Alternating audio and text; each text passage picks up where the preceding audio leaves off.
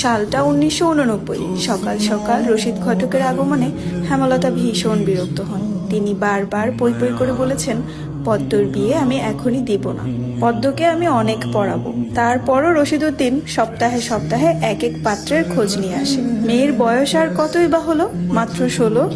শামসুল আলমের মেয়ের বিয়ে হয়েছে 24 বছরে, পদ্মর বিয়েও তখনই হবে।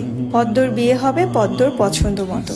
হেমলতা রশিদউদ্দিনকে দেখেও না দেখার ভান ধরলেন। রশিদ একদলা থুতু ফেললেন উঠোনে। তারপর হেমলতার উদ্দেশ্যে বললেন, বুঝছো পদ্মের মা, এইবার যে পাত্র আনছি একবারে খাঁটি হীরা। তারপর হেমলতা বিরক্ত ভরা কণ্ঠে জবাব দিলেন, আমি আমার মেয়ের জন্য এখনই পাত্র চাইনি। তবুও বারবার কেন আসেন আপনি? যুবতী মাইয়া ঘরে রাহন বালা না। তারপর হেমলতা বললেন, মেয়েটা তো আমার, আমাকেই বুঝতে দেন না।